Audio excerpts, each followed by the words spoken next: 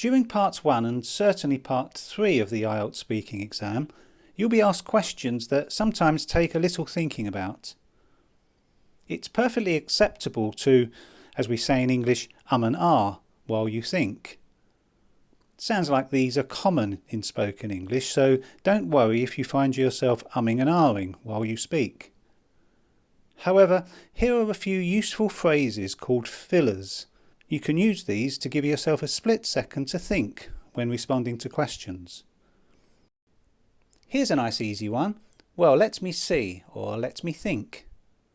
This means what it says. Give me a moment to consider the question.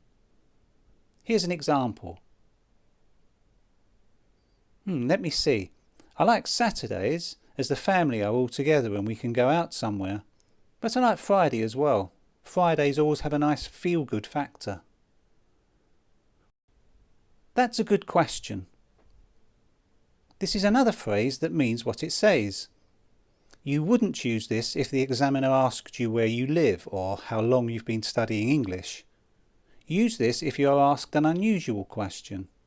For example, that's a good question. I don't know really. Perhaps someone like a business investor who I could talk about my business with? To be honest, we use this phrase when saying what we really think, and especially when the answer isn't what we think is ideal or what the listener may want to hear. For example,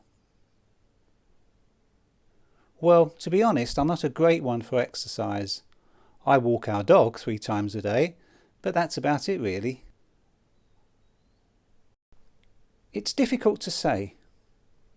Again, this is a phrase that means what it says.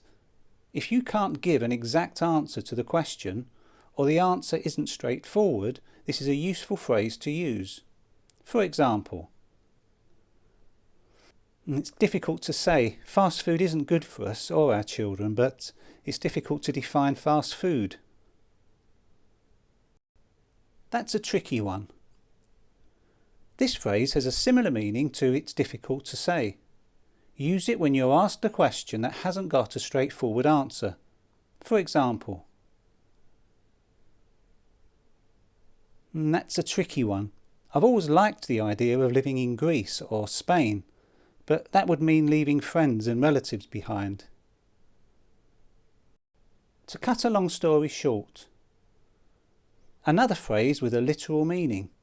If you're asked a question that could have a long, complicated answer, give the short version and start with this phrase. For example,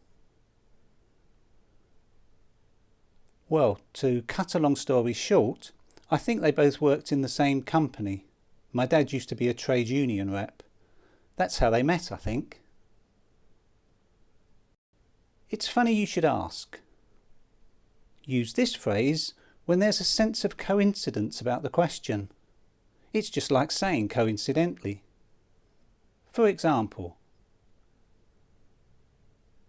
it's funny you should ask. I very recently started watching a drama called Ripper Street, a historical crime drama.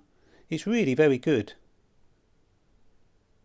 So there are several different ways of using fillers, but one word of warning. You should use these phrases selectively. Don't respond to every one of the examiner's questions with a filler, or it will sound very staged and unnatural. Only use them when appropriate. And if you'd like to practice these phrases in an IELTS practice test, visit the IELTS Speaking website and try our weekly practice test. You can listen to other students who've tried the test themselves. You'll find us at www.ieltsspeaking.co.uk.